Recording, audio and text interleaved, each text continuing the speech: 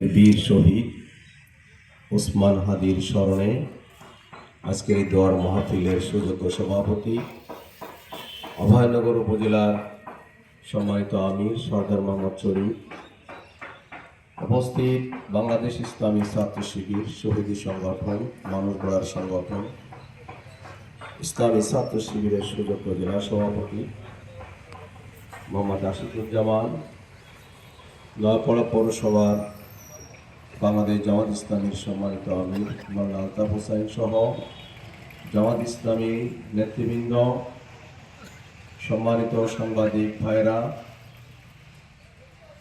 নোয়াপাড়ার বিভিন্ন এই পৌরসভার বিভিন্ন মহল্লা থেকে আগত সংগ্রামী ভাইরা, আসসালামু আলাইকুম রহমতুল্লাহ।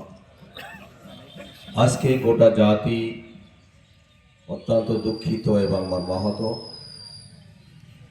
বর্তমান অন্তর্বর্তীকালীন সরকার ওসমান হাদির শহীদের কারণে আজকে জাতীয় শোক দিবস ঘোষণা করেছে। এদেশের 18 কোটি মানুষ শোকাহত, মর্মাহত। আমরাও সবাই শোকাহত, মর্মাহত। আমরা আজকে দেখতে পাচ্ছি যাদের ত্যাগের বিনিময়ে, রক্তের বিনিময়ে বাংলাদেশ 15.5 বছর পরে নতুনভাবে স্বাধীনতা অর্জন করেছিল।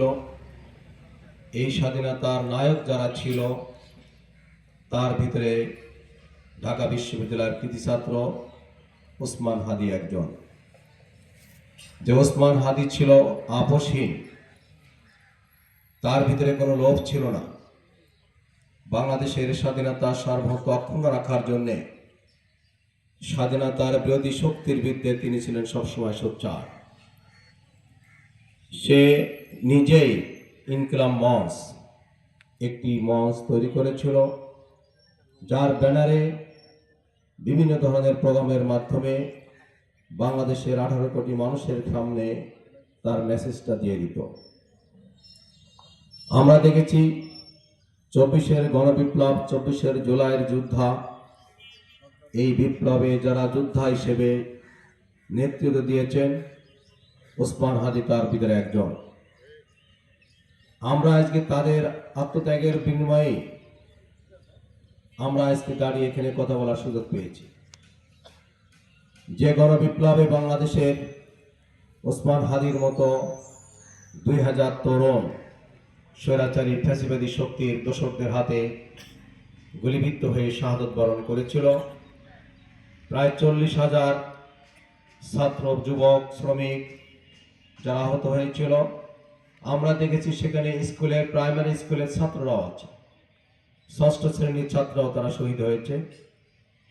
বাংলাদেশের গোটা ছাত্র সমাজকে, দেশের সকল শ্রেণী পেশার মানুষকে ফ্যাসিবাদের বিরুদ্ধে তারা ঐক্যবদ্ধ করেছিল। তাদের এই সাহস, তাদের যে প্রতিভা, এই প্রতিভা এবং সাহসিকতার কারণেই তারা এটা সম্ভব করেছিল। কারণ বাংলাদেশে 15 বছর ধরে বিভিন্ন রাজনৈতিক দল স্বৈরাচারের বিরুদ্ধে বহুত সংগ্রাম করেছে, কিন্তু বাংলাদেশকে স্বৈরাচার মুক্ত করতে পারেনি।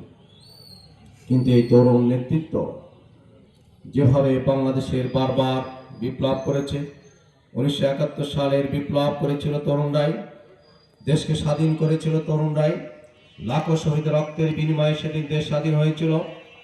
আমরা দেখেছি 90-এর গণবিপ্লব, 90-এর স্বৈরাচার বিরোধী আন্দোলন, সেখানে ছাত্র সমাজ এবং তরুণরাই সেদিন স্বৈরাচার মুক্ত করেছিল। আবার ফ্যাসিবাদ মুক্ত করে আমাদের নতুন স্বাধীনতা এনে দিয়েছে ওসমান হাদির মতো বীর শহীদরা। এজন্য আজকে মহান রব্বুল আলামিনের দরবারে তার শাহাদাতের উচ্চ মর্যাদা কামনা করছি। আর সাথে সাথে আমরা যারা এখানে আছি, আমরা স্বৈরাচারের যারা দোসর ছিল, বাংলাদেশের স্বাধীনতার সার্বভৌমত্বের ভিতরে যারা বারবার ষড়যন্ত্র করেছে, আমরা তাদেরকে জানিয়ে দিতে চাই, এক ওসমান হাদিকে শহীদ করে বাংলাদেশের স্বাধীনতার যে সূর্য উদিত হয়েছে, যে পতাকা তারা উড়িয়েছে, এই পতাকা কখনো অস্তমিত যাবে না। ওসমান হাদির শহীদের পরে বাংলাদেশে আজকে তাদেরকে বলতে চাই, তোমরা তাকিয়ে দেখো, বাংলাদেশের 18 কোটি মানুষের মধ্যেই জাগরণ শুরু হয়েছে। 18 কোটি মানুষ ওসমান হাদির কারণে শোকাহত, মর্মাহত। 18 কোটি মানুষের মধ্যেই প্রতিবাদের ঝড় শুরু হয়েছে। আমরা তাই বলতে চাই, বাংলাদেশের তরুণ দামাল ছেলে যারা আছে, যারা জীবন দিতে জানে, রক্ত দিতে জানে, এই তরুণ দামাল ছেলেদের কারণে বাংলাদেশকে আর কখনো করদ রাজ্যে পরিণত করা যাবে না। বাংলাদেশকে কখনো আর ফ্যাসিবাদ কায়েম করা যাবে না। বাংলাদেশের মানুষ যে গণতন্ত্রের সূর্য দেখেছে, যে স্বাদ ভোগ করছে, এদেশে লক্ষ লক্ষ তরুণ জীবন দেওয়ার জন্য উদ্গ্রীব হয়ে আছে। তারা জীবন দেওয়ার মাধ্যমে প্রয়োজনে জীবন দিতে হলেও জীবন দেবে, কিন্তু বাংলাদেশের এই স্বাধীনতা তারা কখনো স্বৈরাচারী ফ্যাসিবাদী কোন শক্তির হাতে, ভারতীয় আধিপত্যবাদের বিরুদ্ধে যারা সংগ্রাম করছে, সেই ভারতীয় আধিপত্যবাদ যারা প্রতিষ্ঠা করতে চায়, তাদের কাছে স্বাধীনতা কখনো তুলে তারা দিবে না। আমরা বলেছি এক হাদি চলে গেছে, লাখো হাদি বাংলাদেশে জীবিত আছে নাকি? আজকে হাদির যে জানাজা হচ্ছে, সেখানে আপনারা দেখেন লক্ষ লক্ষ মানুষের সমাগম সেখানে হয়েছে। এতে আমরা বুঝতে পারি যে আসলে বাংলাদেশের মানুষের মধ্যে কি চেতনা জাগ্রত হয়েছে। আমরা আজকে অন্তর্বর্তীকালীন সরকারকে বলতে চাই, হাদিকে যারা হত্যা করেছে অবিলম্বে তাদের গ্রেফতার করে দৃষ্টান্তমূলক শাস্তি দিতে হবে, আইনের আওতায় আনতে হবে।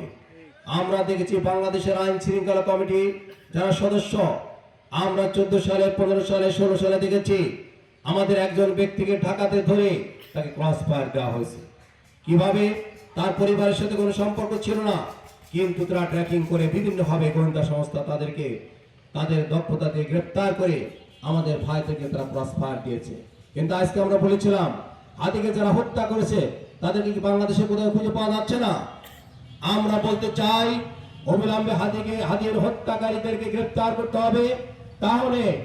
তা না হলে অন্তর্বর্তীকালীন সরকারের মধ্যে ঘাপটি মেরে থাকা ভারতীয় আধিপত্যবাদ প্রতিষ্ঠার জন্য যারা কাজ করছে, তাদের বিরুদ্ধে জনগণ রুখে দাঁড়াবে ইনশাআল্লাহ। আমরা আজকে হাদি ভাইয়ের শাহাদতে আমরা সবাই মর্মাহত, আমরা দুঃখিত।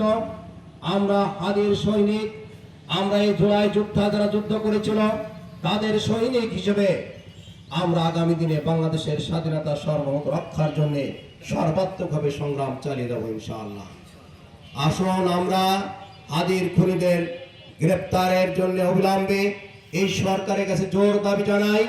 সাথে সাথে হাদি যে শহীদ হইল, শুধু বাংলাদেশের স্বাধীনতা সার্বভৌমত্ব রক্ষার জন্য হাদি শহীদ হয়েছে, স্বৈরাচার বিরোধী আন্দোলন করার কারণে হাদি শহীদ হয়েছে।